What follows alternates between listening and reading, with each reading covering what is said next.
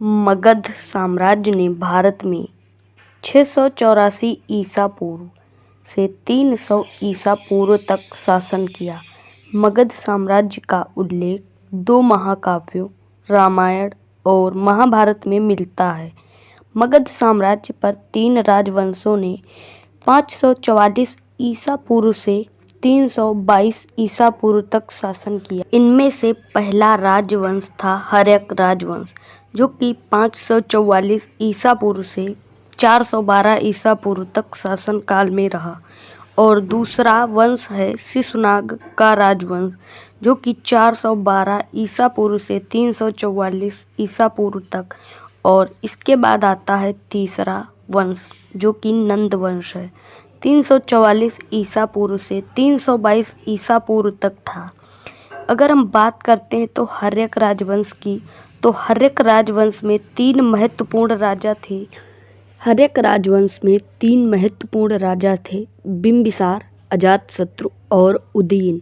बिंबिसार 546 ईसा पूर्व से 494 ईसा पूर्व तक शासन किया। बिंबिसार ने 544 ईसा पूर्व से 492 ईसा पूर्व तक 52 वर्षों तक शासन किया। उन्हें उनके पुत्र अजातशत्रु ने 492 ईस्वी से 460 ईसा पूर्व तक कैद में रख लिया और उनकी हत्या कर दी। बिंबिसार मगध का शासक था। वह हर्यक राजवंश से आया था। वैवाहिक संबंधों के माध्यम से उन्होंने अपनी स्थिति और समृद्धि को मजबूत किया। उनका पहला गठबंधन कौशल के परिवार कौशल देवी नामक महिला के साथ था। उन्हें दहेज में काशी क्षेत्र दिया गया। फिर बिंबिसार ने चेल्लाना नामक वैशाली के लिच्छवी परिवार की राजकुमारी से विवाह किया। इस गठबंधन ने उन्हें उत्तरी सीमा की सुरक्षा सुनिश्चित कर दी। उन्होंने फिर से मध्य पंजाब में मद्रा के शाही घराने की खेमा से शादी की। उन्होंने अंगा के ब्रह्मदत्त को हराया और उनके साम्राज्य पर कब्जा कर लिया, और अवंती से उनके संबंध काफ़ी अच्छे थे।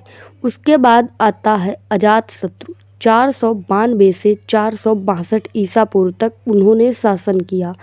अजातशत्रु ने अपने पिता बिंबिसार की हत्या कर दी और उनका राज्य छीन लिया। अपने पूरे समय में उन्होंने विस्तार की आक्रामक नीति अपनाई। इसने उन्हें काशी और कौशल की ओर धकेल दिया। मगध और कौशल के बीच लंबे समय तक अशांति चलने लगी। कौशल राजा को अपनी बेटी की शादी अजातशत्रु से करके और उसे काशी देकर शांति खरीदने के लिए मजबूर होना पड़ा। उन्होंने वैशाली के लिच्छवियों के खिलाफ भी युद्ध की घोषणा की और वैशाली गणराज्य पर विजय प्राप्त की। यह युद्ध 16 वर्षों तक चला। शुरुआत में अजातशत्रु जैन धर्म के अनुयायी थे और बाद में उन्होंने बौद्ध धर्म अपनाना शुरू कर दिया। उन्होंने कहा था कि उनकी मुलाकात गौतम बुद्ध से हुई थी, और यह दृश्य बरहुत की मूर्तियों में भी अंकित है।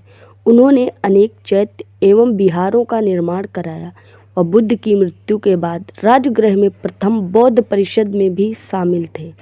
उसके बाद आते हैं उदयन। अजातशत्रु का उत्तराधिकारी उनका पुत्र उदयन हुआ। उन्होंने पाटलिपुत्र की नींव रखने में महत्वपूर्ण भूमिका निभाई और राजधानी को राजगृह से पाटलिपुत्र में बदल दिया। नागदशक हर्यक वंश का अंतिम शासक था। उन्हें लोगों के द्वारा शासन करने के लिए अयोग्य पाया गया और उन्हें अपने मंत्री शिशुनाग के पक्ष में आना पड़ा और सिंहासन छोड़ने के लिए मजबूर होना पड़ा। यहाँ से हर्यक वंश की समाप्ति और शिशुनाग राजवंश का उदय होता है। शिशुनाग के शासन के दौरान अवंती साम्राज्य को जीत लिया गया और मगध साम्राज्य में मिला लिया गया।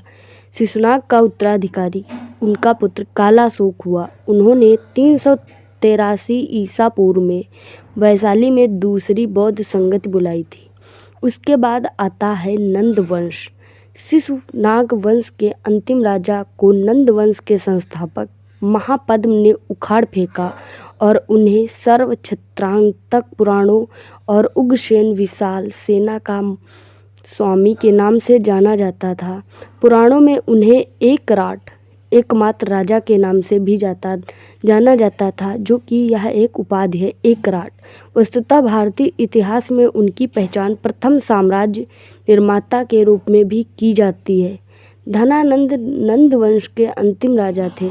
यूनानी ग्रंथों में उन्हें एंग्रेम्स या जेनेंड्रम्स कहा गया है।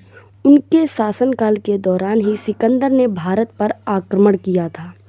इसके बाद 322 ईसा पूर्व चंद्रगुप्त मौर्य ने धनानंद को उखाड़ फेंका, जिन्होंने मगध के एक नए शासक राजवंश की स्थापना की, जिसे मौर्य राजवंश कहा जाता है। इसके आगे का वीडियो कंटिन्यू करेंगे, मौर्य का उदय या मौर्य साम्राज्य। जुड़े रहिए हमारे साथ हमारे यूट्यूब चैनल भारत दर्शन पर। ऐसी ही वीडियो के लिए चैनल को सब्सक्राइब कर दीजिए। धन्यवाद। जय हिंद।